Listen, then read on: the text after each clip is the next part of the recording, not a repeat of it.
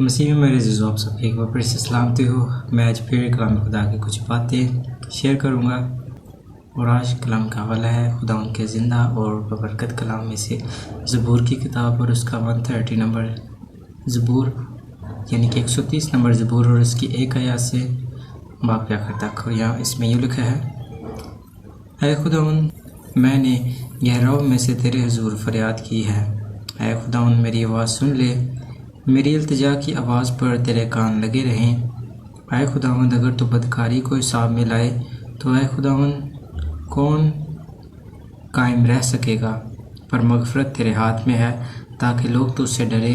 میں خداوند کا انتظار کرتا ہوں، میری جان منتظر ہے اور مجھے اس کے کلام پر اعتماد ہے۔ صبح کا انتظار کرنے والوں سے زیادہ، ہاں صبح کا انتظار کرنے والوں سے کہیں زیادہ میری جان خداوند کی منتظر ہے۔ اے اسرائیل، خداوند پر اعتماد کر، کیونکہ خداوند کے ہاتھ میں شفقت ہے، اسی کے ہاتھ میں فدیہ کی کثرت ہے، اور وہی اسرائیل کا فدیہ دے کر اس کو ساری بدکاری سے چھڑائے گا۔ خداوند کی زندگی بخش کلام کے پڑھے اور سنے جان پر خداوند کی خاص برکت ہو۔ میں میرے عزیزو، یہ خدا کا بندہ سلیمان بادشاہ یہ سب کچھ لکھتے ہوئے کہتا ہے کہ اے خداوند، میں نے گہراؤں میں تیرے حضور فریاد کی ہے۔ گہراؤ ایک تاریکی ظاہر کرتا ہے، اور کیا ہے کہ اندھیرا ہوتا ہے، اور وہ ویسی جگہ ہوتی ہے جہاں پر ہم خود سے نہیں نکل سکتے، اور تب ہمیں ایک مددگار کی ضرورت ہوتی ہے، اور وہ مددگار ہم کس کو پکارتے ہیں یہ ہم نے دیکھنا ہے۔ کہ یہاں پر سلیمان بادشاہ تو کہہ رہا ہے کہ اے خداوند، میں نے گہراؤں میں تیرے حضور فریاد کی ہے، حالانکہ اس کا باپ ایک بادشاہ تھا، داؤد بادشاہ، اور کیا تھا یہ اس کو نہیں پکار رہا۔ ہم اگر زندگی میں اب دیکھیں تو ہم کس کو پکارتے ہیں یہ بھی ہم نے دیکھنا ہے۔ کیا ہم اپنی مصیبت میں، پریشانی میں، کیا ہم کسی دوست کے پاس جاتے ہیں، یا پھر ہم جاتے ہیں اپنے خدا کے پاس، یا پھر جاتے ہیں اپنے گھر والوں کے پاس، یا پھر جاتے ہیں خداوند کی حضوری میں ہم کام پر جاتے ہیں؟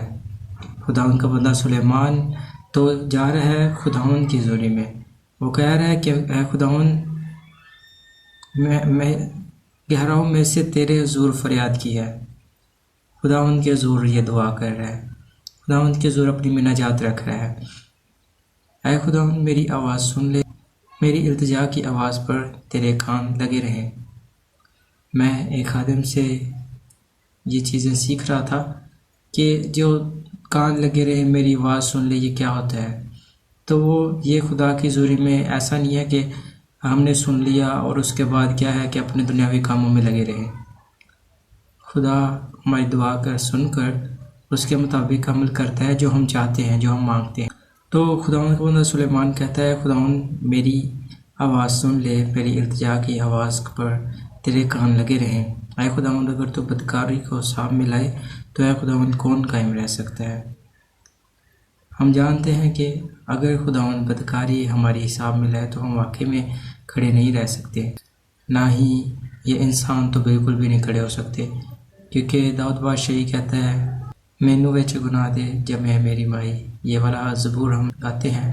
اور ہمارے کیا ہوتا ہے آج کل معاشرے میں تو یہ سبھی چیزیں بھری پڑی ہیں کہ شروع سے ہی سکھایا جاتا ہے کہ گال کٹ کے دکھائے نو، آپ گال کٹ کے دکھائے نہ پٹھا نام لے۔ کیا کرتے ہیں گھر والے بھی پلٹ نام لے رہے ہوتے ہیں، اس کے بعد پھر بچے بھی وہی نام لے رہے ہوتے ہیں۔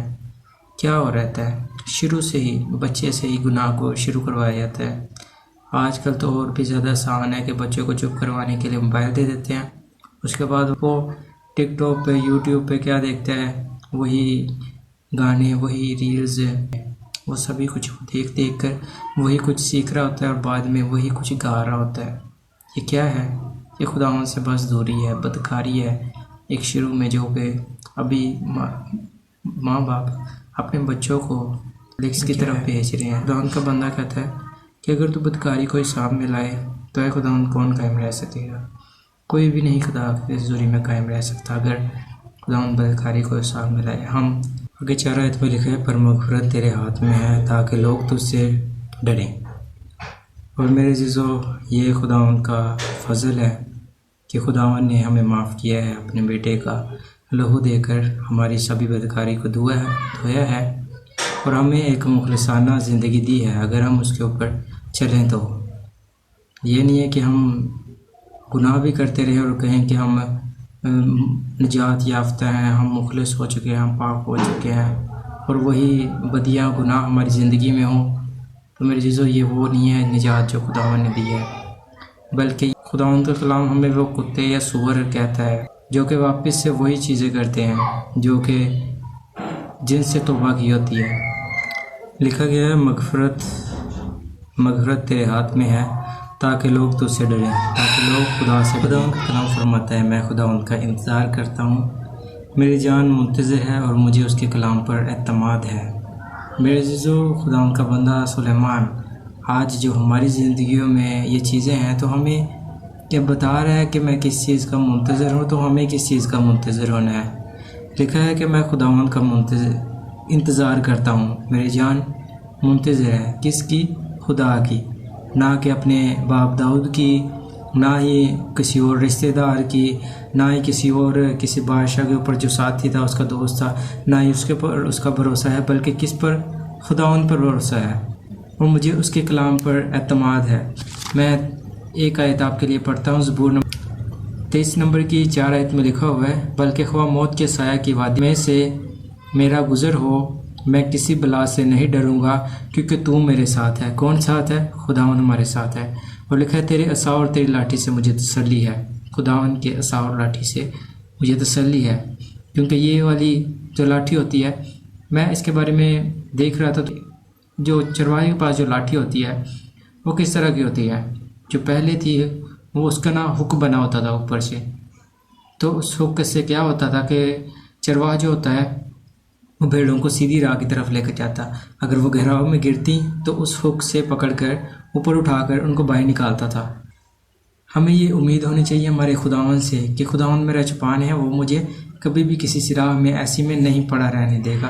ہمیں اس کے کلام پر اعتماد ہونا چاہیے، اور یہی ایمان ہے جس کے وسیلہ سے ہماری زندگیاں تبدیل ہوتی ہیں اور جس کے وسیلہ سے ہم خدا کی طرف بڑھتے ہیں۔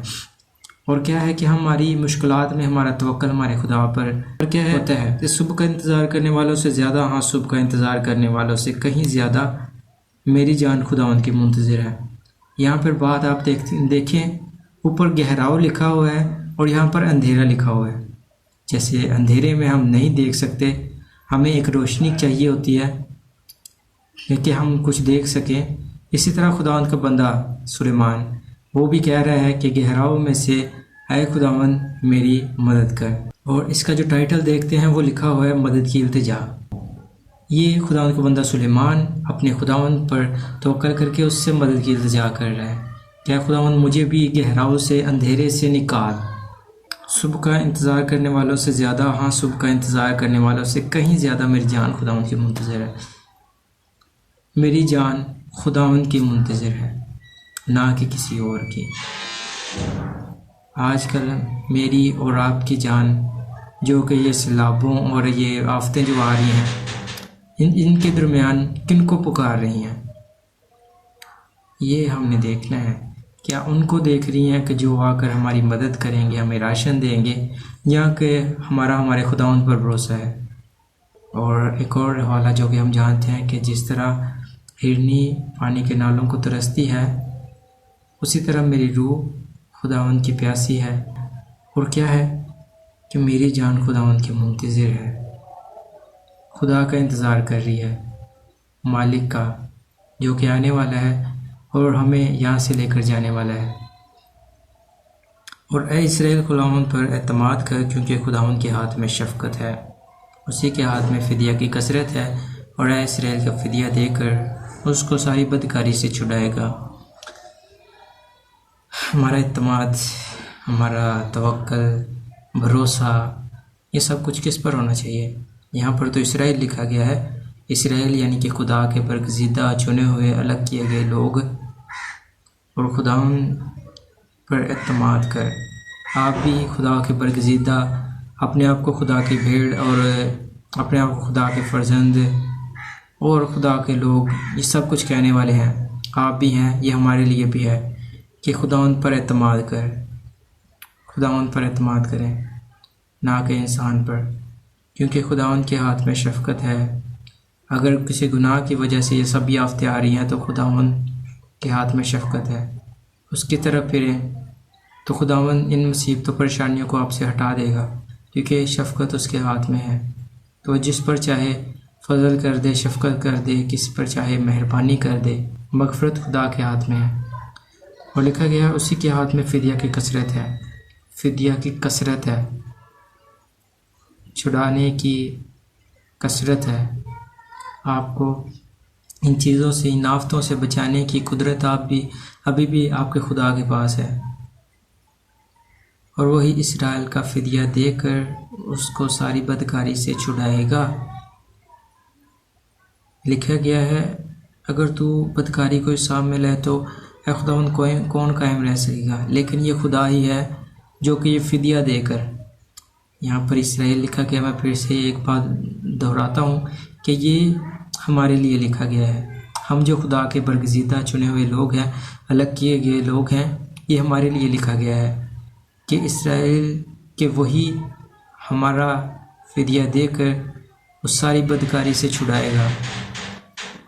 جو بدکاری ہو چکی ہے اس کو اب یاد نہیں کرنا، کیونکہ وہ خدا نے معاف کر دی ہے۔ اب ہماری زندگی، نئی زندگی جو خدا میں ہے وہ خدا ان کی طرف ہونی چاہیے۔ تو ہمیشہ اپنے ان راہوں میں، اگر گہراؤں میں ہے تو اپنے خدا کے منتظر ہوں، تو ہمیشہ خدا میں آگے بڑھتے رہیں۔ خدا اس کلام کے وسیلہ سے آپ کو بڑی برکت دے۔